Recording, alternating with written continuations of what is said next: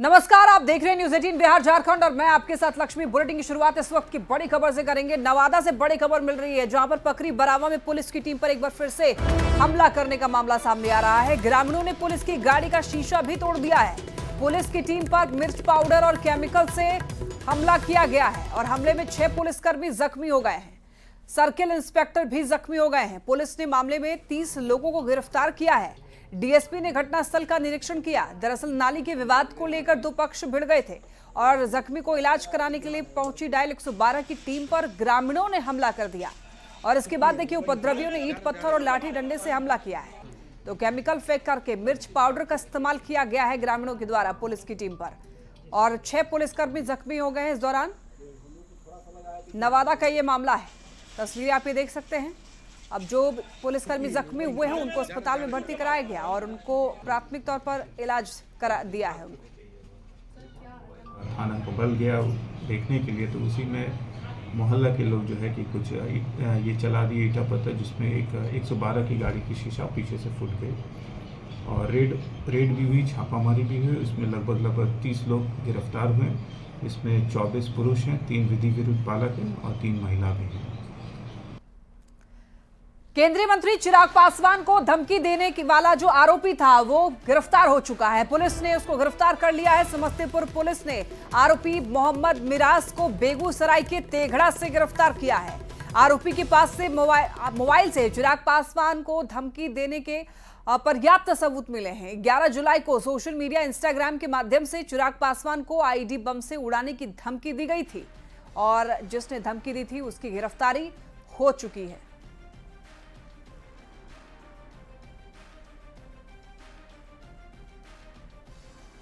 जान से मारने की धमकी देने वाला व्यक्ति मोहम्मद मिराज, उम्र लगभग 21 वर्ष, पेशर मोहम्मद सलीम, वार्ड नंबर 7, भिरहा, समस्तीपुर का है। तत्पश्चात पुलिस अधीक्षक महोदय समस्तीपुर के निर्देशानुसार पुलिस उपाधीक्षक साइबर क्राइम के नेतृत्व में साइबर थाना की टीम के द्वारा उक्त व्यक्ति मोहम्मद मिराज को बेगूसराय जिले के तेघड़ा से गिरफ्तार किया गया है। केंद्रीय मंत्री चिराग पासवान को धमकी देने वाले शख्स को पुलिस ने गिरफ्तार कर लिया है। साइबर थाना की पुलिस ने समस्तीपुर में गिरफ्तार किया और ये तस्वीर हम आपको दिखा रहे हैं और हम थोड़ा भी से जानने की कोशिश करेंगे कि क्या कुछ मामला है। जी बताइए, कहाँ से गिरफ्तारी हुई है आपकी? गिरफ्तारी मेरी तेघड़ा से हुई है। अच्छा, क्या आरोप है आप पर? आरोप यही है चिराग पासवान को जान से मारने की धमकी। अच्छा, क्या धमकी में दिए थे? धमकी में वही कि 20 जुलाई को चिराग भैया को बम से उड़ा दी। तो ऐसा धमकी क्यों दिए? वही तो मैं पता नहीं क्या हो गए। कैसे धमकी दिए थे, किस चीज़ से? इंस्टाग्राम से। हाँ? इंस्टाग्राम से। कहाँ घर हुआ? मेरा घर भिरा हुआ। और क्या नाम हुआ? एमडी मिराज। तो ये एमडी मिराज है जिनके द्वारा चिराग पासवान को बम से उड़ाने की धमकी दी गई थी। 20 जुलाई तक का वो धमकी दिया गया था और आपको तस्वीर हम दिखा। साइबर थाना की पुलिस इन्हें गिरफ्तार की है और समस्तीपुर सदर अस्पताल में मेडिकल के लिए लाई थी और अब उसे यहाँ से ले जाया गया है। Mukesh Kumar, news 18 network, Samastipur. तो देखिए, चिराग पासवान को धमकी देने वाला जो आरोपी है वो गिरफ्तार हो चुका है। सोशल मीडिया पर उसने उड़ाने की धमकी दी थी और आईडी बम से दरअसल उड़ाने की धमकी दी गई थी। शुक्रवार को ही ये केस दर्ज हुआ था।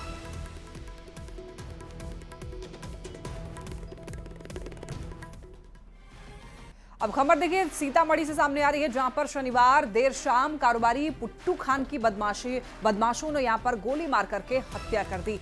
घटना के बाद देखिए शहर के लोगों में उबाल है। इसी दौरान एक वीडियो भी सामने आ रहा है और वीडियो जो है वो हत्या के एक दिन पहले ही कारोबारी ने अपने मोबाइल से शूट किया था, जिसमें वो अपनी हत्या की आशंका जता रहा है और 7 लोगों को जिम्मेदार भी बता रहा है। साथ ही अब इस घटना का एक सीसीटीवी फुटेज भी सामने आया है, जिसमें देखा जा सकता है कि 3 की संख्या में बदमाश आते हैं और फिर पहले कारोबारी को धक्का देते हैं और उसके बाद गोली मारकर आसानी से मौके से फरार हो जाते हैं। तस्वीरों में आप देख सकते हैं और एक जो आप देख रहे हैं सेल्फी वाला वीडियो, ये दरअसल हत्या से पहले ही कारोबारी ने वीडियो बनाया था और बताया था कि कुछ लोग हैं मेरी हत्या करने की साजिश जो है वो रच रहे हैं। अनवर खान और पुट्टू खान अपने पूरे होशो हवास में यह बयान दे रहा हूँ। मेरे इस बयान को मेरा आखिरी बयान माना जाए। कुछ लोग एक साथ मिलकर एक मत से साजिश कर मेरे हत्या की साजिश रच रहे हैं। ये सभी लोग एक मत से मेरी हत्या कराना चाहते हैं। मुझे आशंका ही नहीं बल्कि पूर्ण विश्वास है कि अगर मेरे साथ किसी प्रकार की कोई दुर्घटना घटती है या मेरी हत्या होती है तो इसकी जवाबदेही सिर्फ और सिर्फ। दानापुर में बीजेपी नेता सुरेंद्र केवट की हत्या का मामला अब तूल पकड़ता हुआ दिख रहा है। मृतक के रिश्तेदार का यह कहना है कि चुनावी रंजिश में सुरेंद्र केवट की हत्या हुई है। बेरावा पंचायत के मुखिया का आरोप है कि उनके विरोधियों ने इस हत्याकांड को अंजाम दिया है। वहीं बिहार में बढ़ते हुए अपराध पर श्याम रजक ने यह कहा कि कोई अपराध नहीं बढ़ा है और सवाल पर जवाब देने के बजाय तेजी से बचते हुए निकल गए हैं।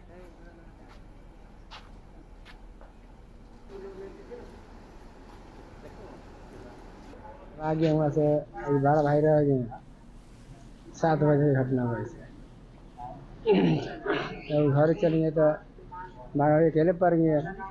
तो पीछे में आके लगल थोड़ा अगल बगल होगा तो घर के मार दिया। किसी से कोई लड़ाई झगड़ा भी है?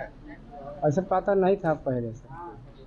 किसी से लड़ाई झगड़ा है? नहीं तो वोट पड़ रहा है वो सब गल बल के चलते रही थी।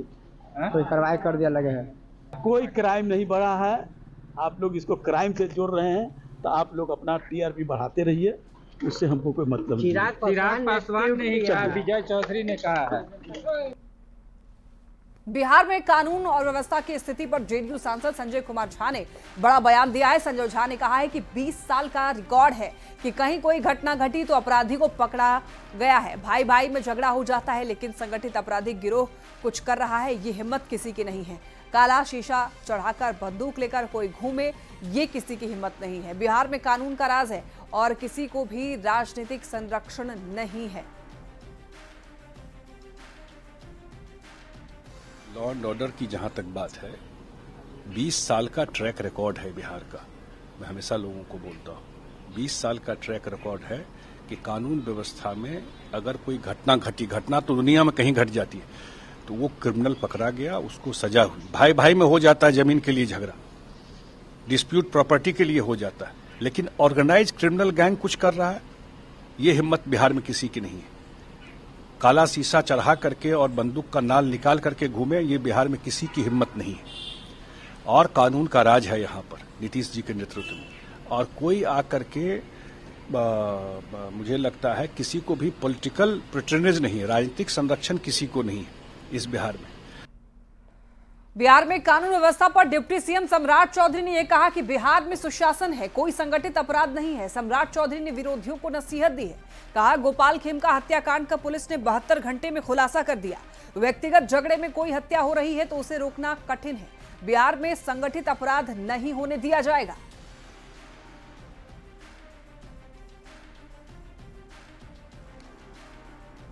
सुशासन है, कोई ऑर्गेनाइज क्राइम नहीं है। अब है क्या कि कुछ विरोधी को सिर्फ ये लगता है कहीं घटना घटी, घटना का कारण भी जानो। खेमका जी का हत्या हुआ, पूरे मीडिया ने हाय तौबा मचा दिया, लेकिन वो नहीं जानने का कारण नहीं पता करते हैं कि भाई 72 घंटे में पुलिस ने आइडेंटिफाई कर दिया। पुलिस का काम यह है, व्यक्तिगत झगड़े में कोई हत्या हो रही है, ये सरकार को रोकना थोड़ा कठिन है, लेकिन किसी भी ऑर्गेनाइज क्राइम को बिहार में नहीं होने दिया जाएगा। पटना से बड़ी खबर, अपराधियों ने पूर्व अधिवक्ता को गोली मार दी है। पीएमसीएच में इलाज के लिए भर्ती कराया गया, स्थिति गंभीर बताई जा रही है। मोहम्मदपुर मोहल्ला के जितेंद्र महतो के रूप में पहचान हुई है। आपसी रंजिश में गोली मारने की आशंका है। मौके से 3 खोखे बरामद किए गए हैं। सुल्तानगंज थाना के अशोक राजपथ की यह घटना बताई जा रही है, जहां पर एक पूर्व अधिवक्ता को गोली मारी गई है। पीएमसीएच में इलाज के लिए भर्ती करा दिया गया है पूर्व अधिवक्ता को। और आपको ये बता दें कि स्थिति फिलहाल गंभीर बताई जा रही है।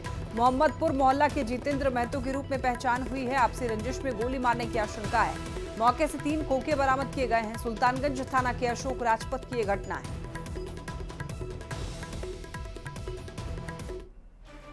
खबर पूर्णिया से है, जहां पर डायन के आरोप में 5 लोगों को जिंदा जलाकर मारने का मामला जो है, इसको लेकर अब कांग्रेस नेता राहुल गांधी ने पीड़ित परिजनों से बात की है। राहुल गांधी ने फोन पर परिजनों से बात करके पूरे मामले की जानकारी ली, साथ ही साथ जो संभव हो पाएगा मदद देने का भरोसा भी दिया है। कैसे आप, क्या हुआ भैया? सर रामदेव का था, पहले पुराना रामदेव का था ना सर, लड़का। हाँ। तो बितरा उतरा मैं सब अलगाने गया था नकुल का। हाँ। उसके बाद आया, खाना वाना खाया, फिर गया, फिर बयारी तरफ गया। बयार तो अब गया तो क्या हुआ, उसका लड़का का मम्मी का हाथ में कचिया था, कचिया से मारा बोलता है। हम लोग तो देखे नहीं, यहाँ आके बेहोश होके बस मर गया। तो अभी ये लोग भी काफी घबराए हुए हैं, इसलिए वो खुलकर एकदम से बोलने में भी अभी डर रहे हैं। पर अभी जो इनसे बात हुई तो हम लोगों ने इनको पूरा हिम्मत दी है कि हम साथ में हैं और पूरी ताकत से आप लोगों की लड़ाई लड़ेंगे जब तक कि दोषियों पर कार्रवाई नहीं होती है।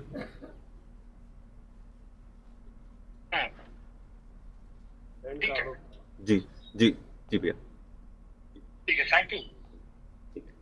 थैंक यू भैया। बिहार में जारी मतदाता पुनरीक्षण में देखिए बेहद ही चौंकाने वाला खुलासा हुआ है। निर्वाचन आयोग के सूत्रों के हवाले से जो खबर है, बिहार में बड़ी संख्या में ऐसे विदेशी नागरिक हैं जिनके पास मतदाता पहचान पत्र के अलावे आधार कार्ड और राशन कार्ड भी है, और ये लोग देश की कई सरकारी योजनाओं का लाभ भी उठा रहे हैं।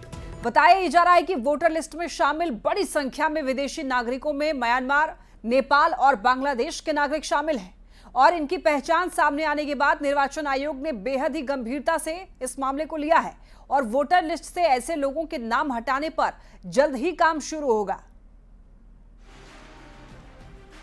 तो देखिए, नेपाली, बांग्लादेशी और म्यांमार के लोगों के पास आधार कार्ड, राशन कार्ड ये सब मिले हैं, और साथ ही साथ कई ऐसी सरकारी योजनाओं में भी ये लोग लाभ उठा रहे थे। अब आप देख सकते हैं कि कितनी बड़ी धांधली जो है वो ग्राउंड जीरो से देखने को मिली है।